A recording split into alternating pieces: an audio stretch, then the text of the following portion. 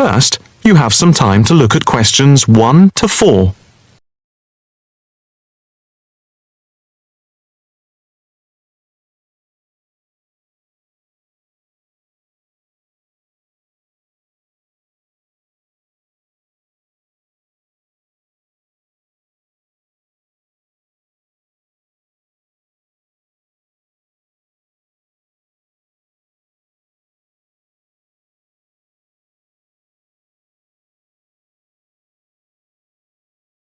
Now the test will begin.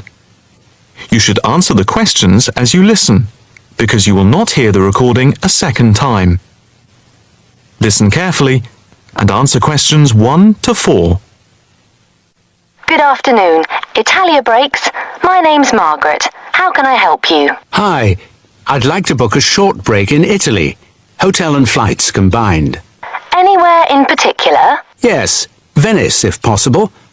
We've been looking at some of your brochures, and I want to check if you have any special deals. Right. Let's have a look and see what we've got. Right. Okay. I've got the screen up. Can you just give me a few personal details? Sure. First, can I just take your name, please, and a contact telephone number? Certainly. It's John Framlington. That's Framlington. And I'll give you my mobile number. I can't always remember it. Yes, here it is. It's 07987 441192. 441192. That's it. And how many people is it for? Just 2 adults. Okay. Any particular price range? It's our first wedding anniversary, and we... Congratulations! Thank you. So we wanted somewhere nice, but not too expensive. We would like to make it something to remember. Maybe in the medium price range. Okay. How many nights do you plan to stay? 5 nights only. That gives us plenty of time to do sightseeing and to relax. Right. That's 5 nights only. And what type of hotel? We initially thought of going for a 5-star, but that might be too expensive. So we've been looking at 4-star hotels. We've got quite a few in our brochure, but the one I would recommend is the Hotel Scotland. It's 4-star, and I know there are rooms available because I have just made a booking for another client there. I didn't notice that one. I don't know how I didn't see it. It's easy to miss them. I've also stayed there myself, as we sometimes have to go and check out the hotels. And of all the ones I visited, this was my favourite. Oh, right. Before you hear the rest of the conversation, you have some time to look at questions 5 to 10.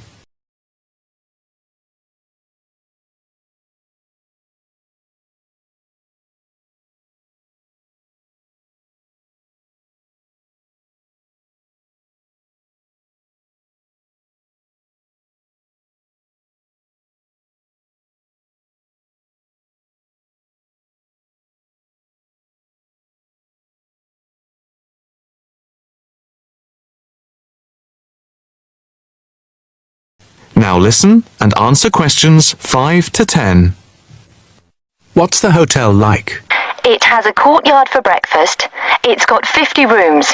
It's just been renovated, and so it's very stylish. Is it in the brochure? It's on page 63. Ah, yes. I can see it's right next to the railway station. But what appeals to me most of all is that the hotel's very convenient for all the water buses. And the idea of having a terrace with the room, I really find very appealing.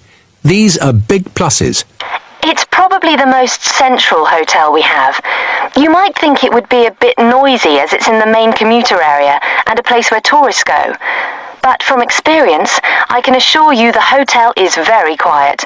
Most of the rooms are facing away from the main thoroughfare. Can you tell me when you'd like to leave? The 17th of March. Coming back on the 22nd. Okay. I'll just check again if there are places available. 2 adults sharing. Hotel Scotland. Yes, that's gone through. Okay.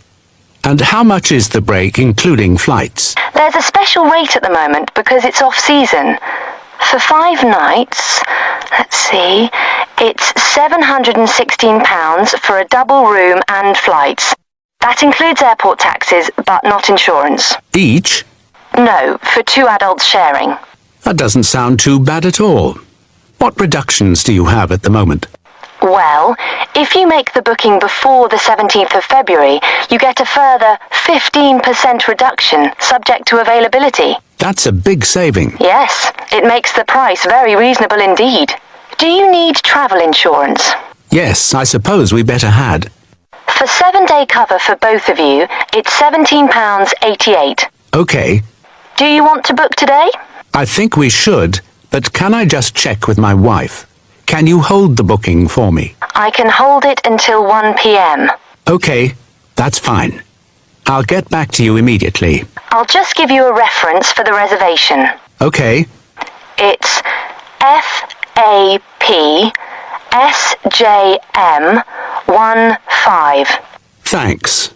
I'll get back to you as soon as I can, and definitely before 1 p.m. This is too good an offer to miss. That is the end of section 1. You now have half a minute to check your answers.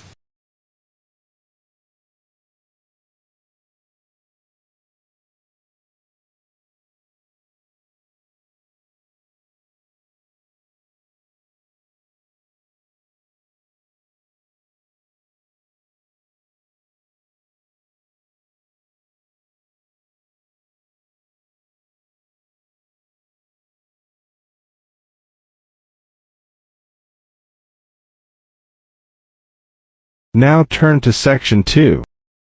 Now you have some time to look at questions 11 to 16.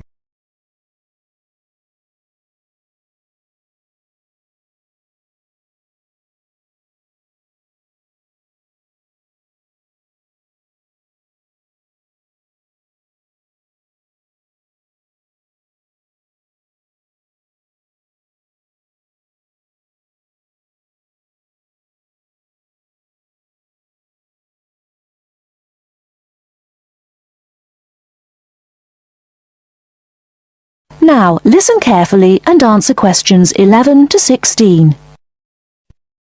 Good afternoon. Hello. How can I help you? I'd like to make a transfer, please. You want to transfer some money? That's fine. Let me just bring up some details. Right, here we are. Can you tell me your name, please? It's Alice Deltour. Okay, and your date of birth?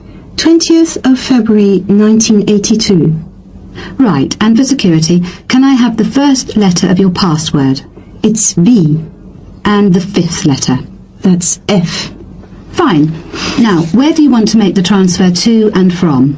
I'd like to send money from my current account abroad. Which country are you sending it to? To China. My boyfriend is on holiday there, and he's run out of money. Oh dear. China, okay. Now, there are several ways to do this.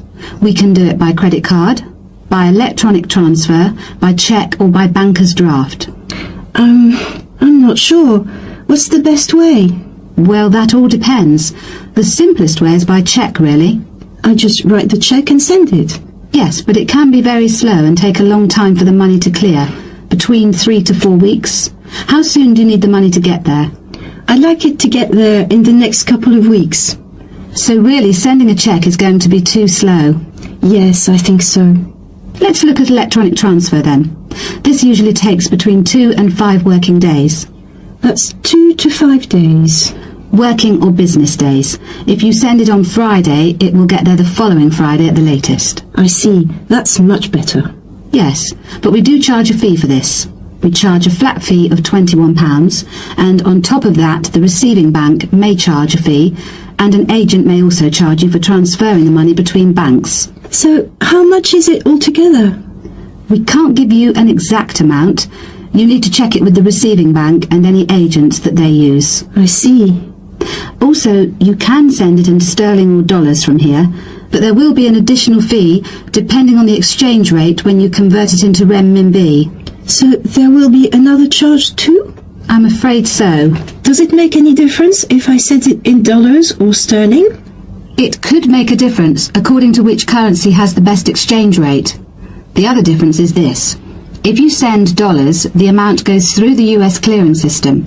We send the money to our branch in London. They then send it to our branch in New York, and the New York branch sends it to the bank in China. It goes all around the world then.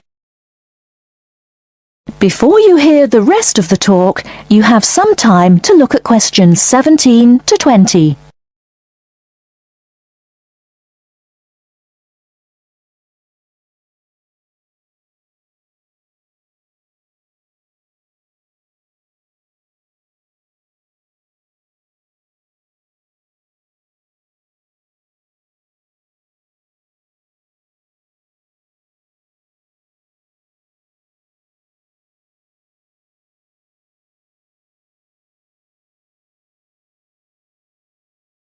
Now listen and answer questions 17 to 20. What about if I send sterling? In that case, we send it to our branch in London. From there it may go directly to China, unless the bank in China has an agent in London, in which case we transfer it to the London agent, and they send the money on to China. So how do I proceed with the transfer? Okay, first we'll need some details about the beneficiary from you. The who? The beneficiary, the person receiving the money. Okay, what do you need to know? We'll need the full name of the beneficiary and their account number. Okay. You need to tell us the name of the bank in China and the address of the branch. We also need the bank's sort code and the SWIFT number. What's a SWIFT number? Basically, it's an interbank code. It helps banks identify each other through a unique code number. Okay, and that's spelt? SWIFT, SWIFT. And the final thing we need is the reason for sending the money. You need a reason from me? I just told you my boyfriend's run out of money. Well, we don't need a reason. The receiving government needs to know why the money is entering the country, and we have to be able to tell them.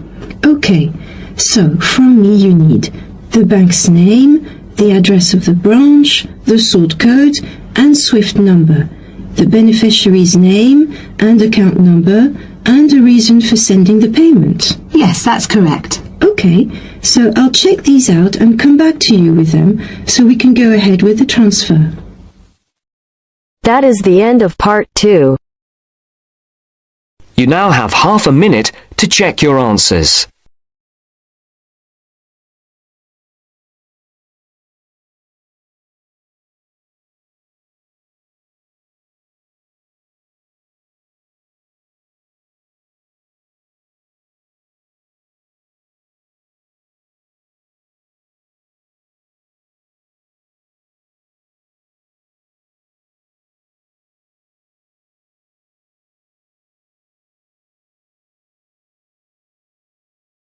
Section 3. You will hear 2 geography students, Jack and Katie, talking about a field trip to Kenya in Africa. First, you have some time to look at questions 21 to 24.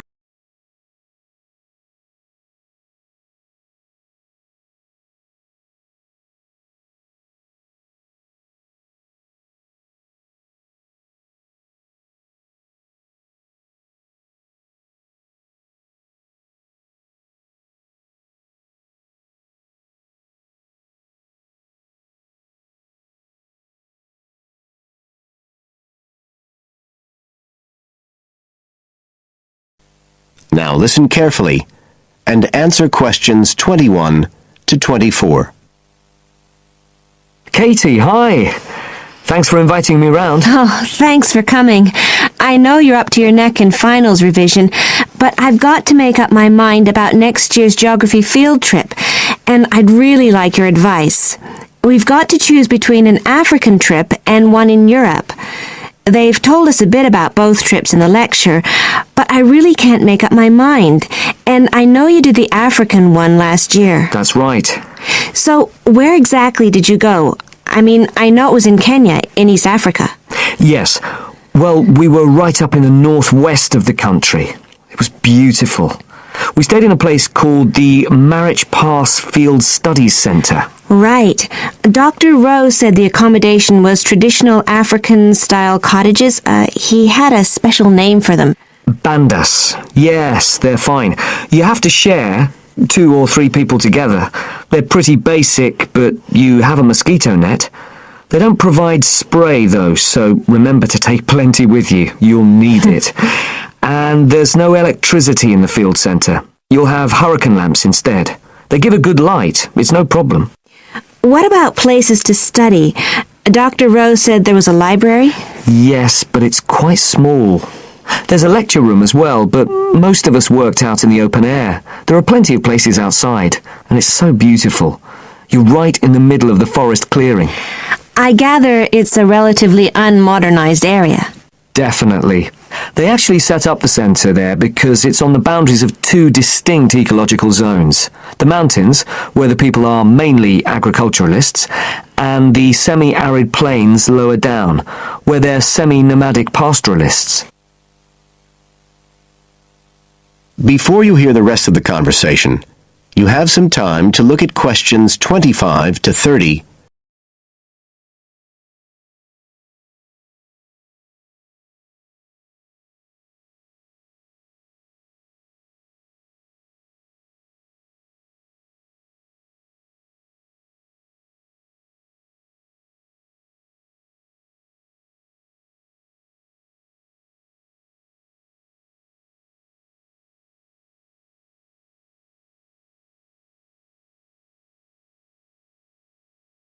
Now listen and answer questions 25 to 30.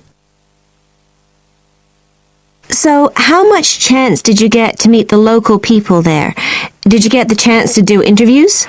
Yes, though we had to use local interpreters, but that was okay. Then we did field observation, of course, looking at environmental and cultural conditions, and morphological mapping. What's that? Oh, looking at the surface forms of the landscape, the slope elements and so on. What about specific projects? Yes. After the first 2 or 3 days, we spent most of our time on those.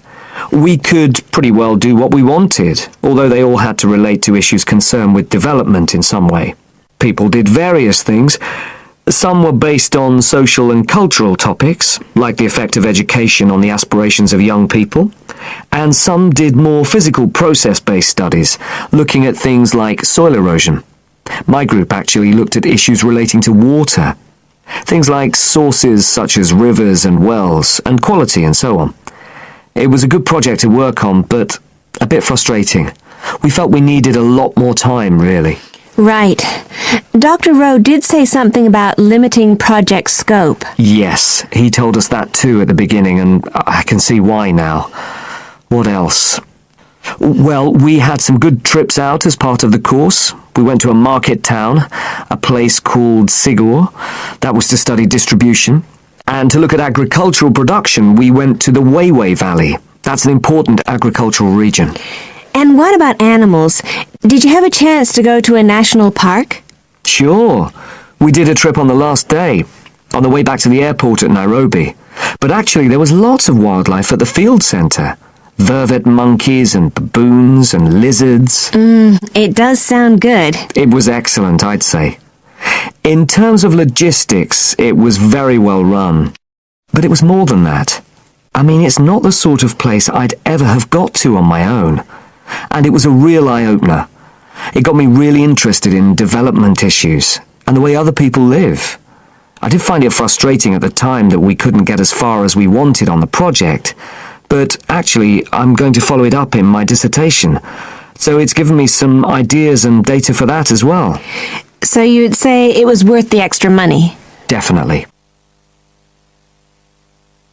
That is the end of section 3.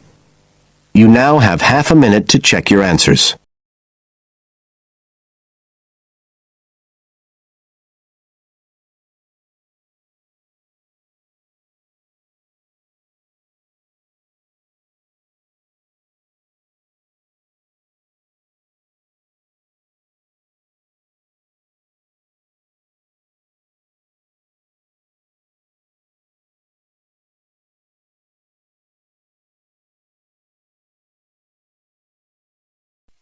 Now turns to part 4.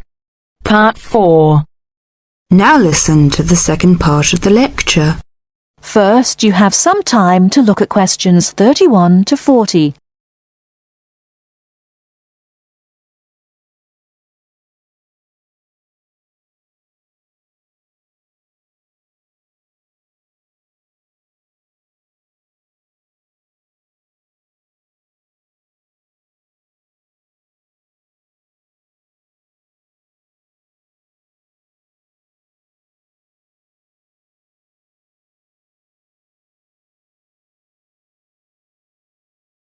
Now listen carefully and answer questions 31 to 40.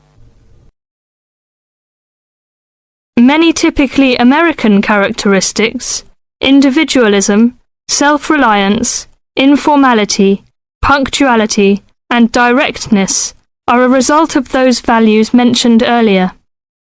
Other national traits could also be identified, however. 1. Americans cooperate. Although often competitive, Americans also have a good sense of teamwork and cooperate with others to achieve a goal. 2. Americans are friendly, but in their own way. In general, friendships among Americans tend to be shorter and more casual than friendships among people from other cultures. This has something to do with American mobility and the fact that Americans do not like to be dependent on other people. Americans also tend to compartmentalize friendships, having friends at work, family friends, friends on the softball team, etc. 3. Americans ask a lot of questions, some of which may to you seem pointless, uninformed, or elementary. Someone you have just met may ask you very personal questions. No impertinence is intended. The questions usually grow out of a genuine interest. 4. Americans tend to be internationally naive. Many Americans are not very knowledgeable about international geography or world affairs. They may ask uninformed questions about current events and may display ignorance of world geography. Because the US is not surrounded by many other nations, some Americans tend to ignore the world. 5. Silence makes Americans nervous. Americans are not comfortable with silence.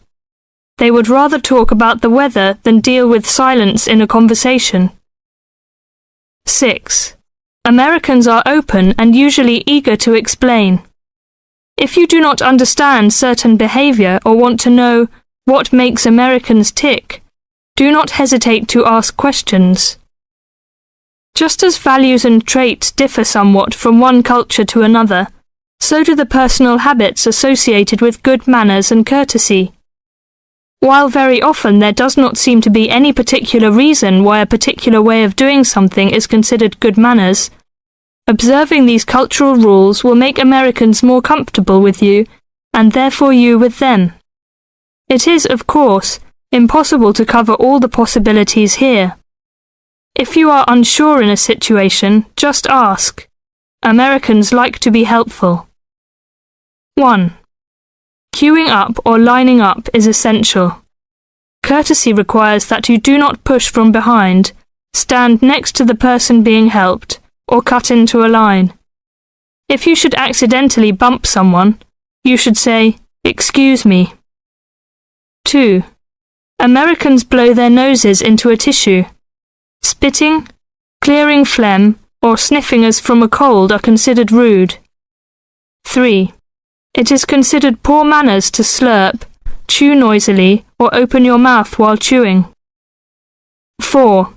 Questions are seen as a good way of getting acquainted, but questions about a person's age, financial affairs, cost of clothing or personal belongings, religious affiliations and sex life are considered too personal for questioning, except between very close friends. 5. Men generally do not hold hands or link arms in public with other men. This is somewhat more acceptable between women and quite common between men and women. Now, a few words about personal safety. Unfortunately, in the US one must be aware of crimes. It is wise to be especially careful until you are familiar with the community in which you live. Remember that good judgment and common sense can significantly reduce chances of having an unpleasant and perhaps harmful experience. Basic safety rules include the following. 1.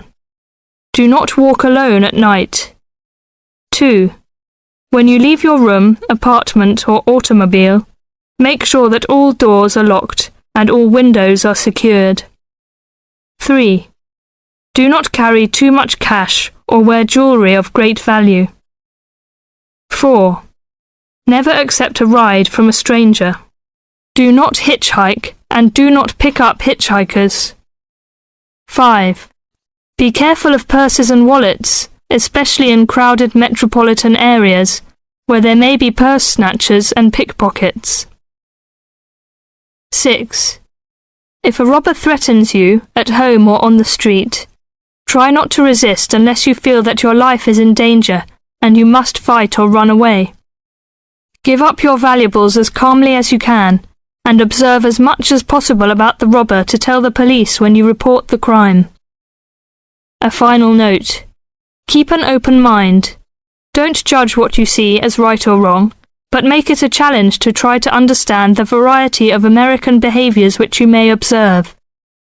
You certainly do not have to participate in something you disagree with, but you can try to understand it.